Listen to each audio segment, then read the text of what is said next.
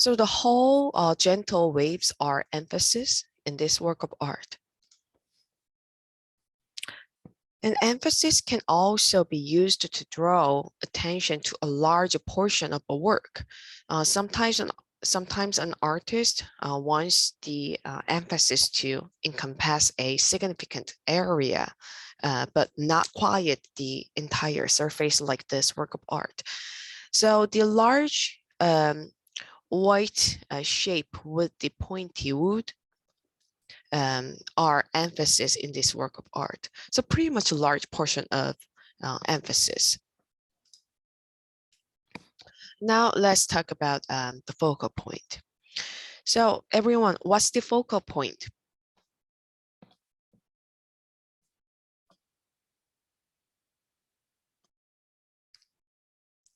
The point of attraction. Oh, point the attraction. Yep, very good.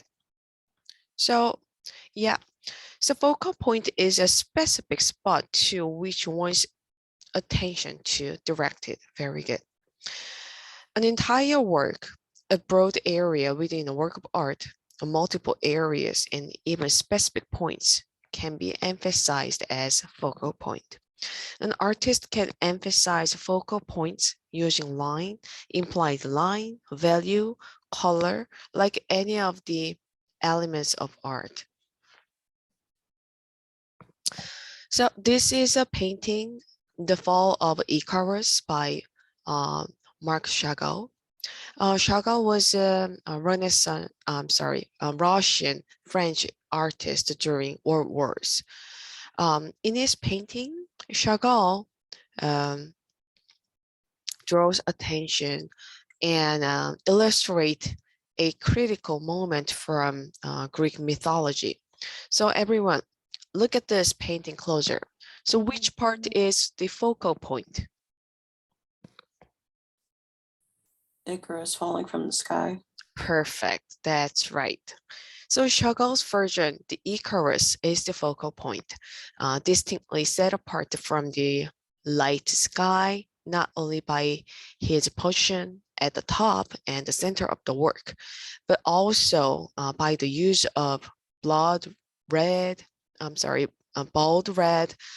yellow, and blue, like primary colors to depict the falling figure.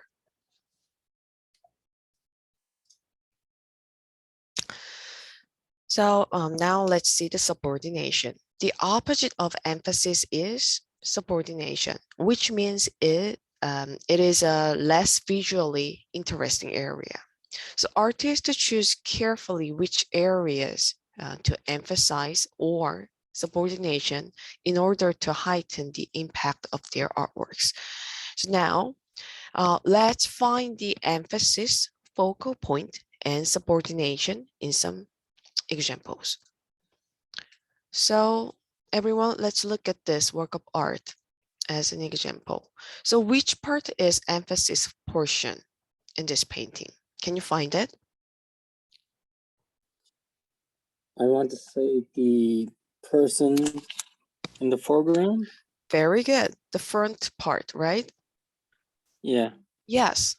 So this part is the emphasis. Then who is the focal point? Which one is the focal point in this area?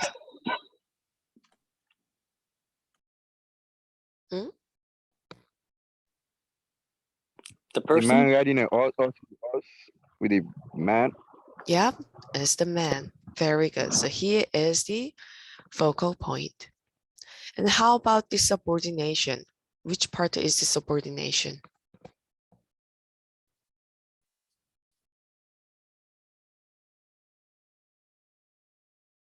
It can The be right side of the picture, like yeah, the sea.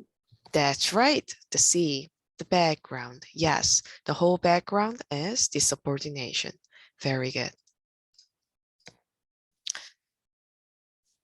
Let's see the next example. Which part is the emphasis?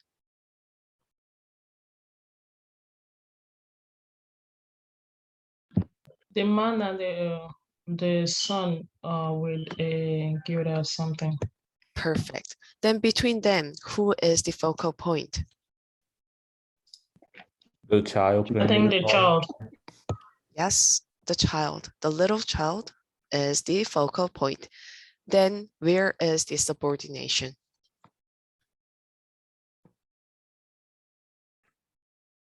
I'd say the table in the background. Perfect. Yes, the whole background except for the emphasis area. Very good. Let's see the next example. So, which part is the emphasis in this work of art? The candle The candle and and the girls sitting. that's right. The whole light part can be emphasis. And in this emphasis area, which one is the focal point?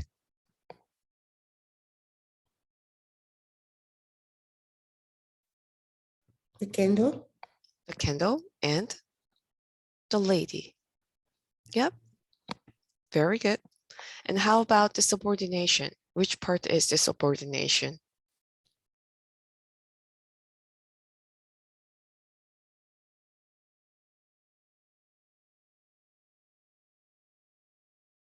I think the remaining background. That's right. The dark area. The whole dark area is the subordination. Very good. So this is Francisco de Goya's painting, and Goya was a Spanish romantic painter and printmaker. He is considered the most important Spanish artist of the late 18th and early 19th centuries. So this is a historically great painting. So please watch a video about this painting. It's in week 4-2 of the model room. So please watch this video after the class. And now let's just focus on the emphasis, focal point, and the subordination. So which part is the emphasis part? The man pointing the gun and the guy rents Yeah. his arms up. The whole thing, right? Something is happening in the light. Yes, that part is the emphasis part. And who is the focal point? The man in a white shirt. Perfect. Yes, this innocent guy is the focal point. Then where is the subordination?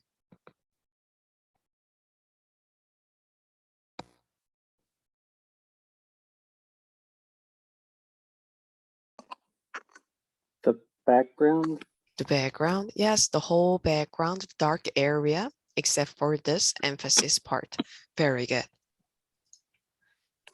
Now let's move on to the last principles of design, pattern and rhythm. We saw the pattern when we learned the visual elements, but we're gonna see it a little bit closer in this chapter.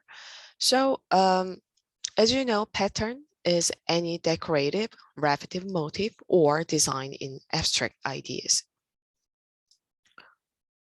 So an artist can use repetition of a pattern to impose order on a work, but simple repetition can become more complex and make work even more interesting when the pattern changes. Sometimes artists use alternating patterns to make a work more lively. So a design repeated as a unit in a pattern is called motif. So motif can represent ideas, images, and themes that can be brought together through the use of pattern. An artist can create a strong, unified design by repeating a motif. So for example, there is a unit design here, right? Which is a motif. And when it repeats, it makes a pattern.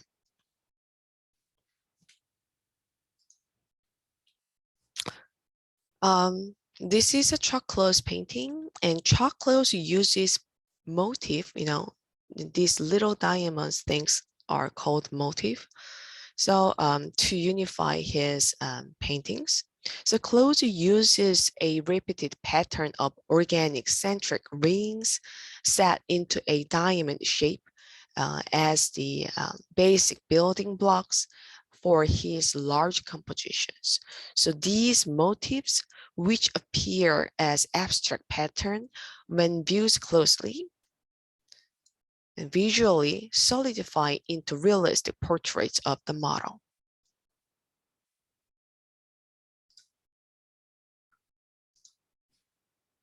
Now, let's see rhythm in art.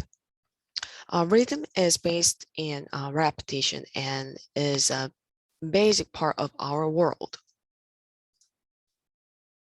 So there are 4 kinds of rhythm.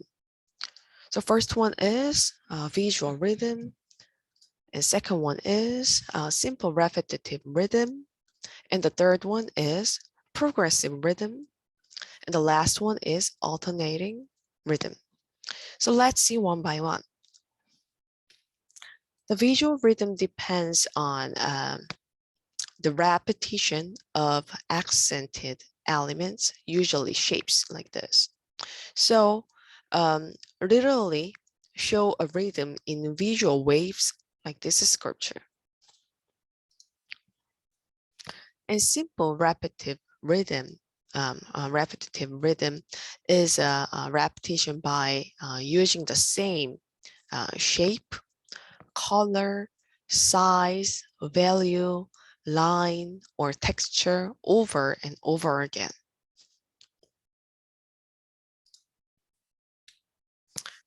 And the progressive rhythm, repetition that regularly increases or decreases in frequency creates a progressive rhythm as the eye moves faster or slower across the surface of the work.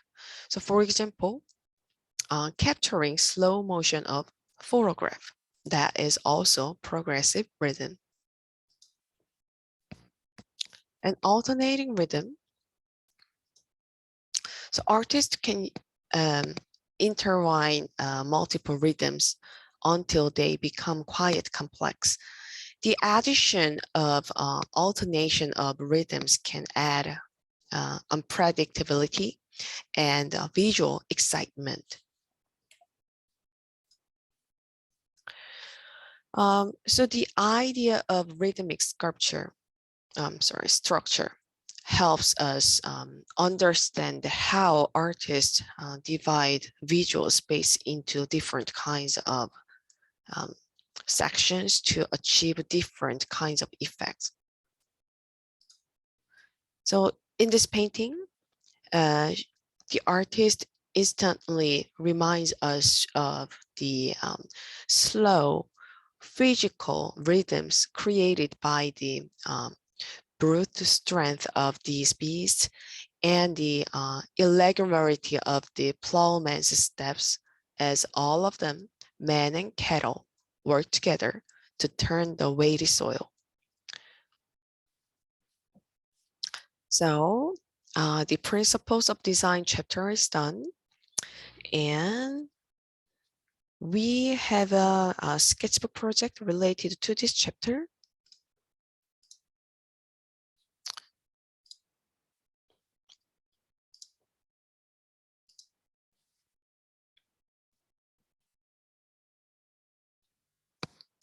So in this chapter, we are going to make an asymmetrical balance drawing for the sketchbook project. So, all right, so let's quickly remind what the unity and variety are first. So unity is the sense of oneness and variety is the differences in art.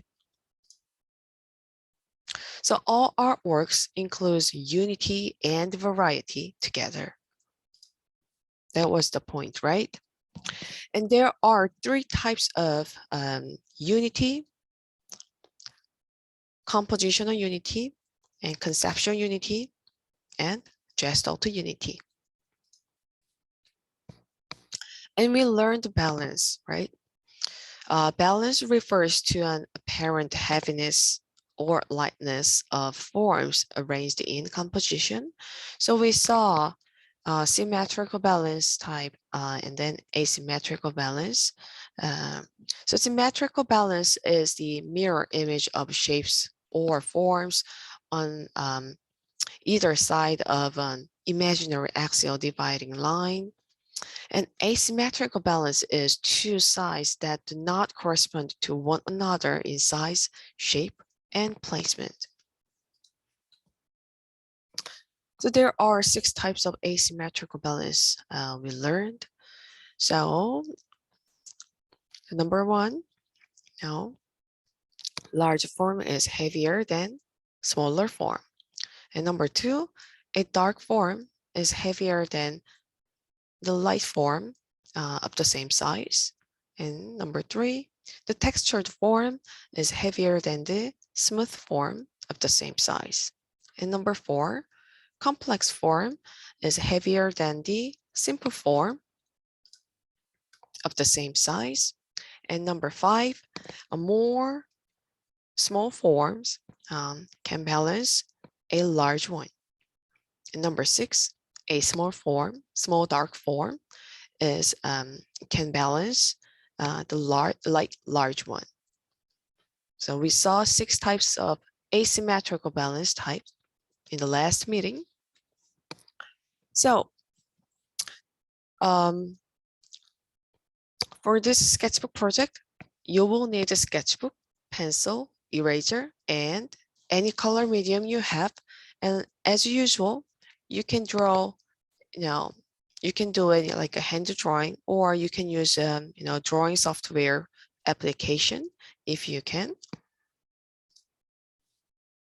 So here is the steps in detail. Number 1, choose one simple object or theme. And number 2, choose one of the asymmetrical balance types. We just saw 6 types of asymmetrical balance types, right? Please choose one of them to play with the object or theme. And number 3, make a composition based on an asymmetrical balance type you choose. And number 4, consider of unity and variety in the composition and apply it. Number 5, draw your ideas and color it. As usual, please write a short description when you post your work of art in the Moodle room. So please tell us what you describe, your object or theme like that. And please tell us which asymmetrical balance type you use in your drawing. And please tell us how to show unity and variety in your work of art. So let me show you a sample I made before I showed you the work examples. Where is it?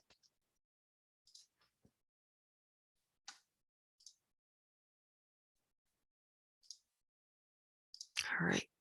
So I chose circle and the shape sphere for the object. And then I chose the 5th asymmetrical balance type, the more small form can balance a large one. So I drew a ball, a large light ball, and I drew more small balls on the right side to make a balance. And then and I added the dynamic background to make interest like this. So when you see my work, I use the gest of the unity to show the unity in my work of art, I just repeated the same object, the circle or sphere, basically the circle shape in this work. And then to make a variety, I use the different patterns on the balls, and then I use the diverse colors in my drawing, and also I made this space on the background with the dynamic angle to make something interest points in my drawing. So like that. We go back to the slide. So now let me share more examples. So again, please do not copy any of samples. No, please create your own artwork. So just get some inspirations from the samples. All right. So like you can see, here is a landscape drawing. So most of the landscape drawings are using the asymmetrical balance type. Problem solved, right? So it's the asymmetrical balance type is not really complicated. It's just, like the regular artworks. Okay, so this landscape drawing has the, this, fifth asymmetrical balance type feature, like, small forms and a large form. And this landscape painting is also using the asymmetrical balance type, a large form and a smaller form. And this is Vincent van Gogh's Starry Nights painting, and he is also using the asymmetrical balance type, which is the 6:1. A small dark form can balance a light large one. The background is the whole light part. And this is the Michelangelo's fresco painting in the Sistine Chapel. So he is also using the the asymmetrical balance type, the first one, large one, and a small form. And most of the still life drawing or painting are using the asymmetrical balance composition in your work of art. So this Cézanne's painting has the feature of 6 asymmetrical balance type, like small dark form with the light large one. This is one of my favorite, simple but creative, and shows the all of the feature of the work. So this design shows the 6th asymmetrical balance type feature. So this this colorful piece of cake can be the small dark form, because that part is the distinct in this work of art. And the this one, this piece of cake with the background has the saturated colors, that can be the large light form. And here is the yin yang drawing. So it has the 2nd asymmetrical balance type, like white, light form and the dark form. And then it can be bored, but there are little cute aliens holding the yin yang marks, but their poses are different. That makes the variety in this work of art. And here is the another design with the the 2nd asymmetrical balance type, dark form and the light form. So that's it. Any question about this project?